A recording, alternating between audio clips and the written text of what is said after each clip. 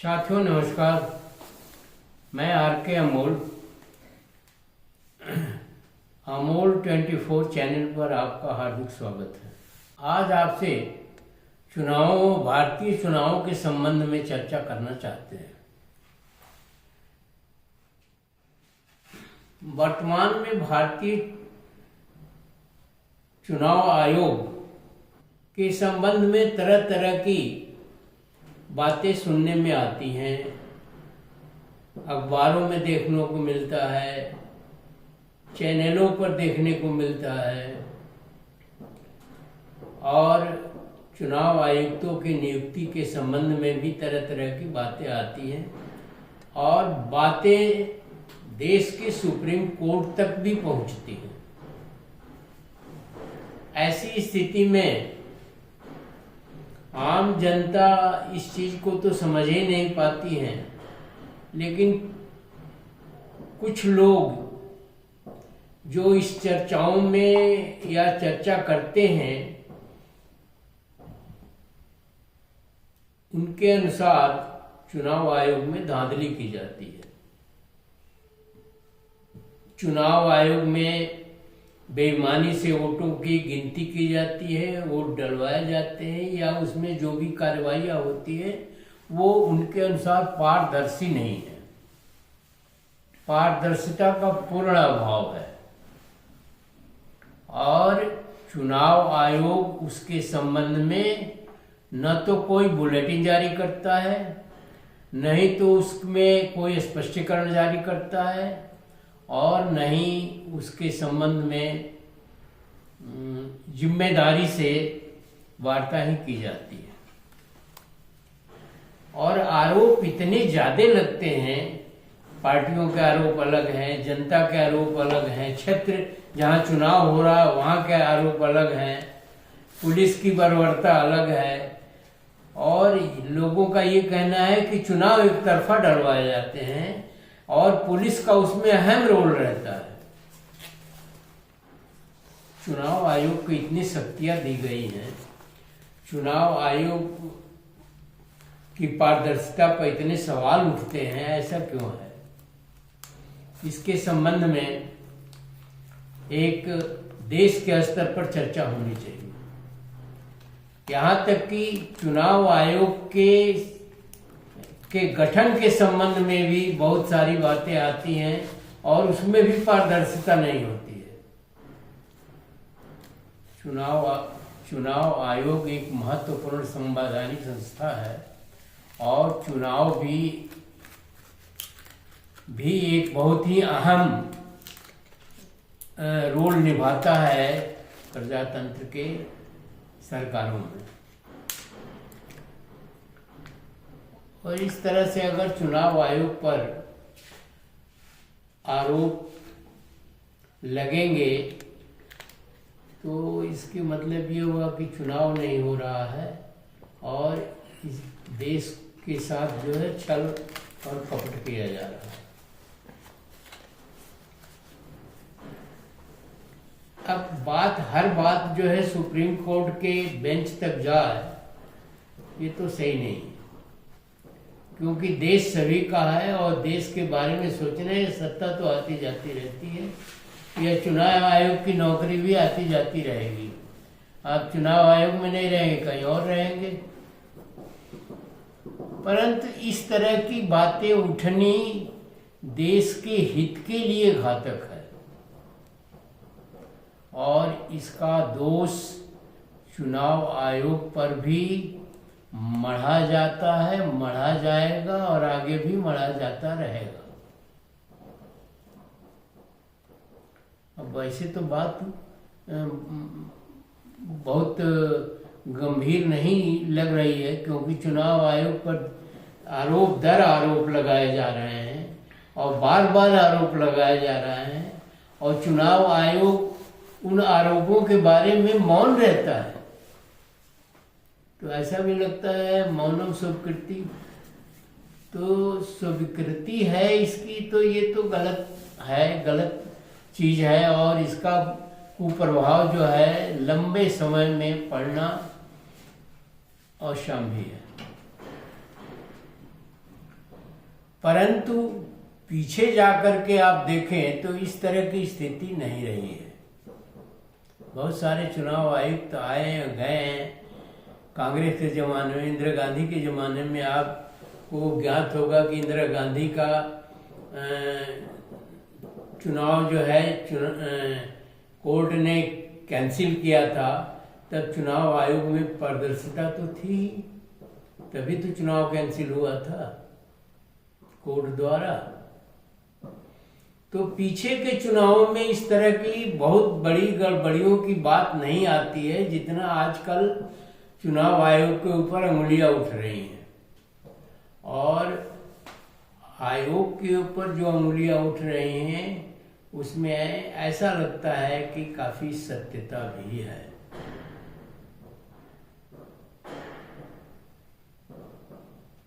तो लोकतंत्र की हत्या में चुनाव आयोग का भी सहयोग है।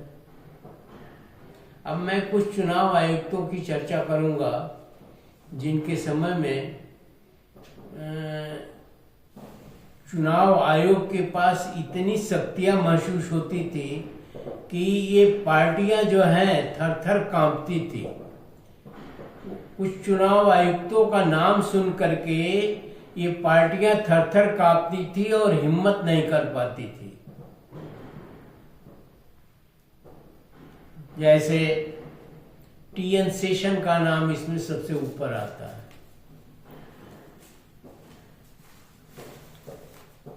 टी.एन. शेषन का कार्यकाल जो दिसंबर 1990 से दिसंबर 1996 रहा।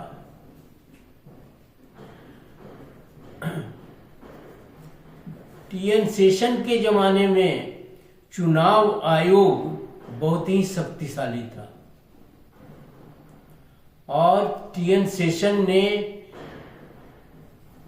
चुनाव आयोग को एक शक्तिशाली संस्था बनाने के लिए अथक प्रयास किया था। उन्होंने इतनी पारदर्शिता थी कि गलत होने पर चुनाव आयोग का जितना सिस्टम है या जितना अंग है या जितनी संस्थाएं उसमें लगी रहती हैं, जैसे पुलिस है, जिले का एडमिनिस्ट्रेशन है, किसी की हिम्मत नहीं पड़ती थी कि चुनाव आयोग में कोई भी धांधली किया जाए।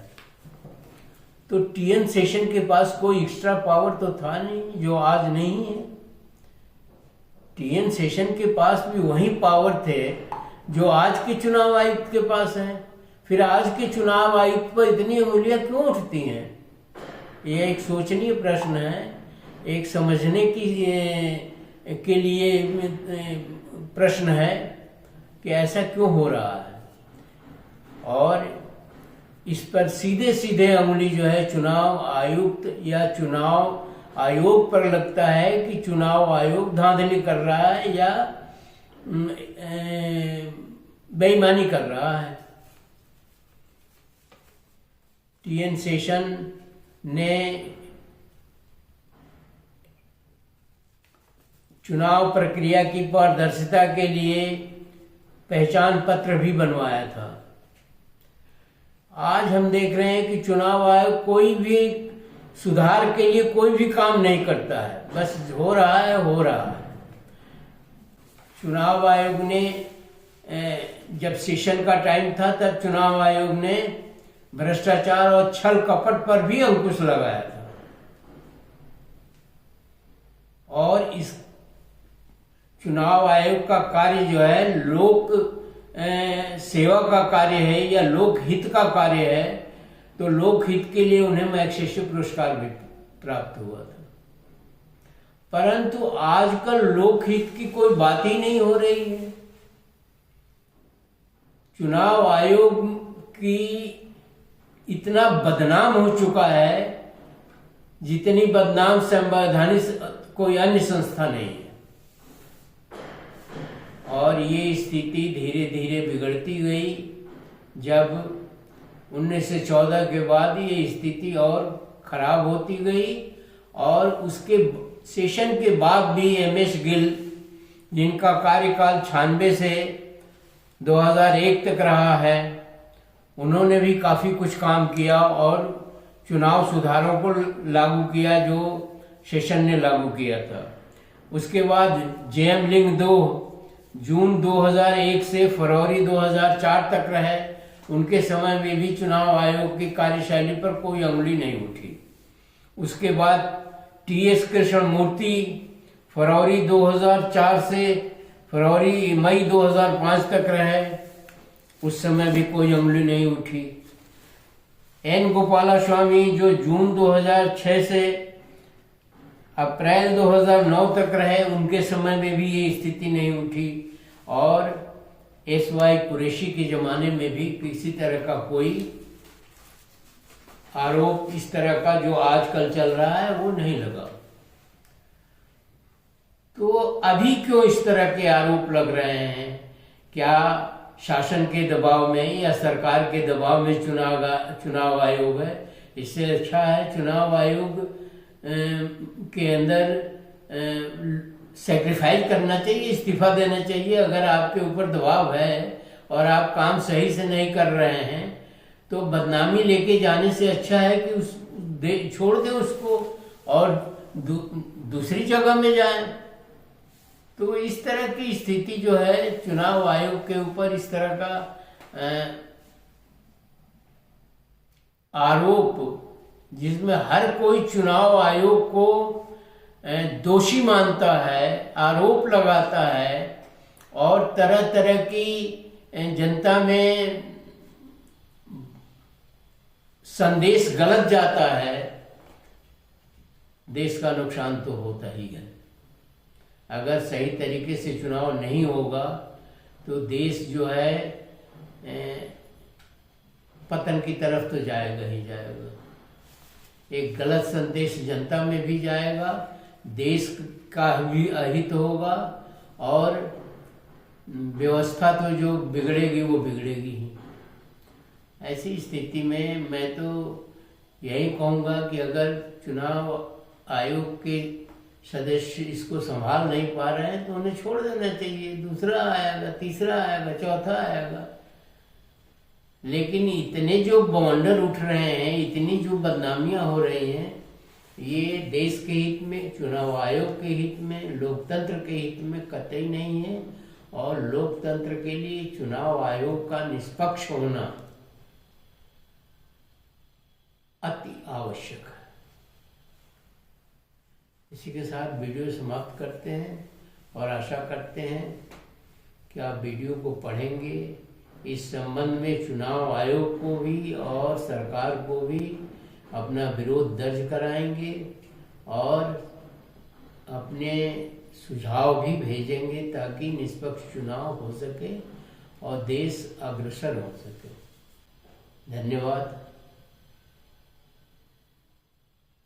जय भारत, जय संविधान।